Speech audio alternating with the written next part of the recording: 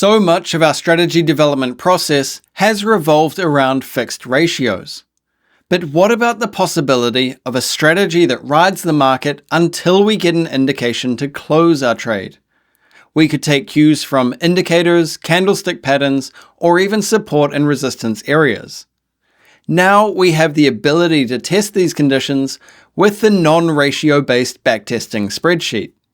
The fixed ratio calculations from the original backtesting spreadsheet have also been included in this spreadsheet, enabling a quick comparison between the results of a fixed ratio and our conditional trade close.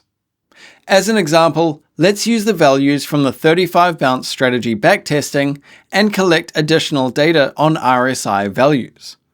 We'll measure the price when it closes within overbought or oversold levels, so we'll be logging a range of values from 70.30 through to 90.10. Just to note, we'll be measuring the RSI based on the close of the candle. So if we were to be watching this on live charts and a candle had a large push and temporarily went into an overbought or oversold area, then closed back in normal range, that is not a value I would be logging, and I would not consider that an overbought or oversold candle.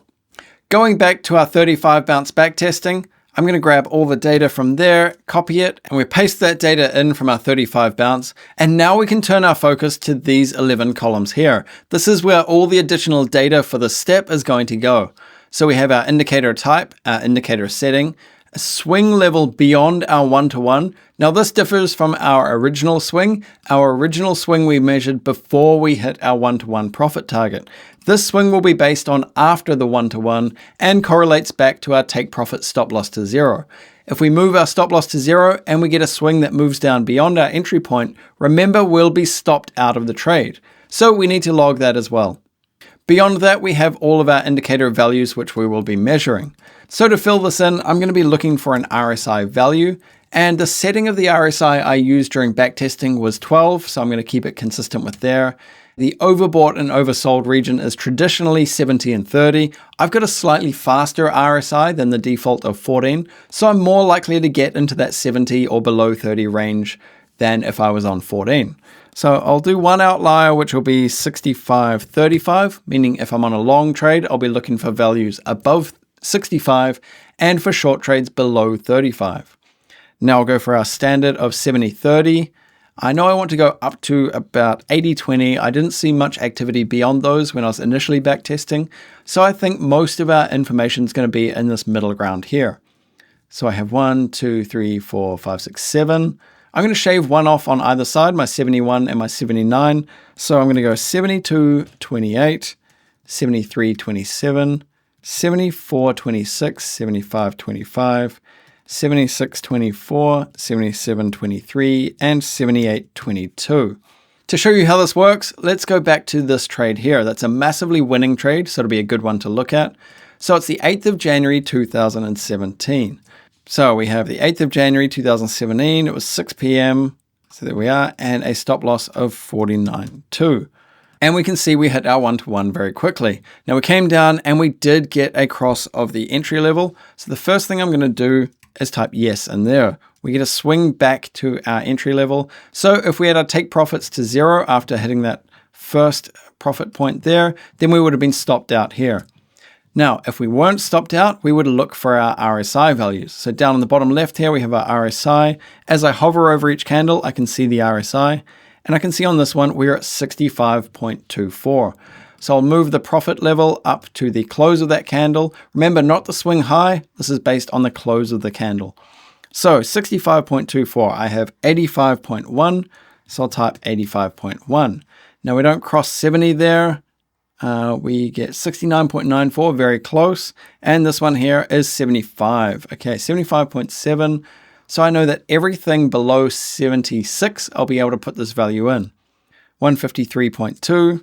So if I go 153.2, and I'll copy this across to 75. Now I'll be looking for a 76. Do we get across above into 76? Not yet. Pulling back down, and we get some overbought areas here as well. 77.35. Okay, so the close of that candle is 245.4, 245.4, and looking now for a cross of 78.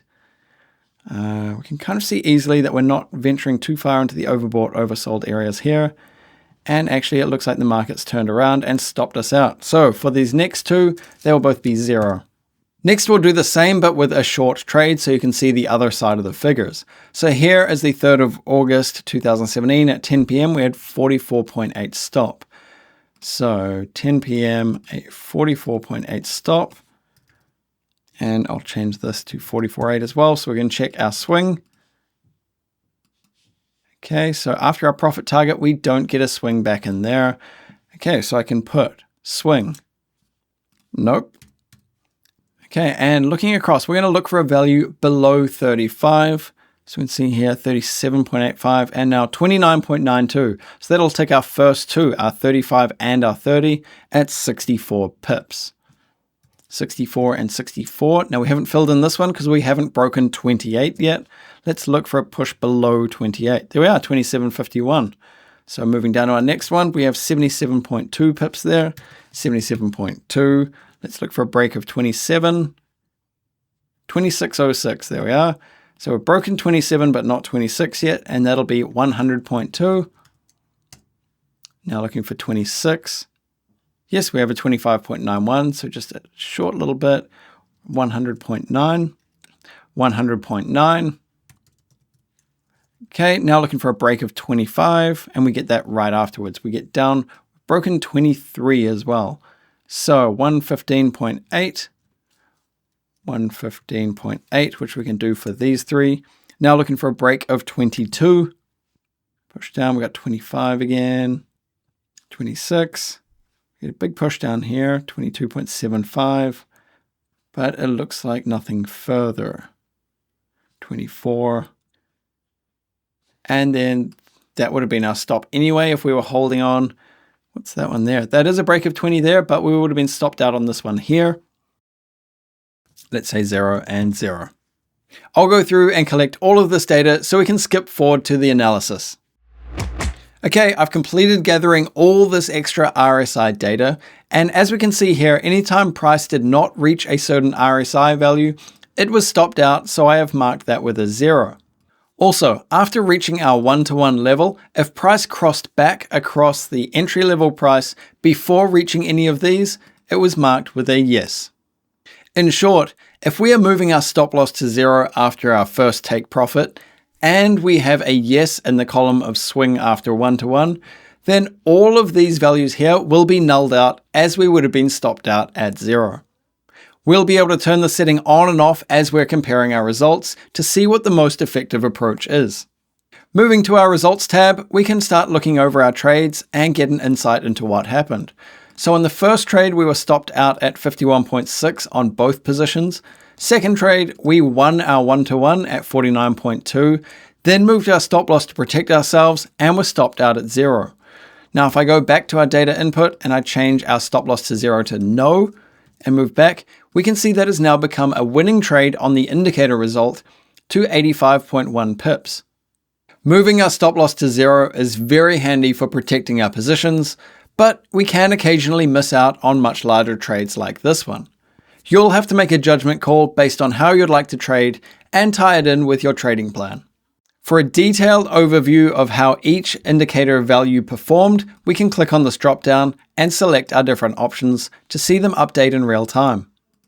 If we want to compare everything side by side, we can go over to our results comparison, and here we have our original static ratios and now our RSI values as well. We can see the same recommendation from our suggested indicator, and looking in the middle here, we can see that would have gained $350. For detailed insight into how each of our indicator values performed, we can click on this column drop-down and choose which column we would like to read the data from. Now we can go through all of our different options, and we can also update our static ratio. So let's say we wanted a ratio of 1.2 and our 72.28, we'd be able to see the updates there. We can go across to results comparison and compare our static ratios to our indicator values. Now these indicator values also do have the static amount in there, and it is based on the ratios set in here. If I update this ratio and go back to results comparison, we can see that has affected our total gain and loss. I will undo that, set that back to 1, and remain with our static amount of our 1-to-1. Now I'll also go back and I'll turn on our take profit stop loss to 0 and compare the difference there as well, which we can see is actually a little bit more profitable. We're able to see how many times we were stopped out at 0 after our 1-to-1 take profit, and that'll help gauge whether we would like to trade something like this or if it's best to stick with our static ratios. If you don't want to trade with a ratio and want to rely on your indicators only, you can go ahead and delete the ratio and it will recalculate everything based only on your indicator result. So we can see now that we're risking 2%. On each of these trades, we are still risking 2% rather than splitting it up between ratio and indicator. If I undo that and get our ratio back, we can see the trade is still split as a 2% risk. This sheet can be an extremely powerful approach to investigating alternative trade close signals and may yield some interesting results.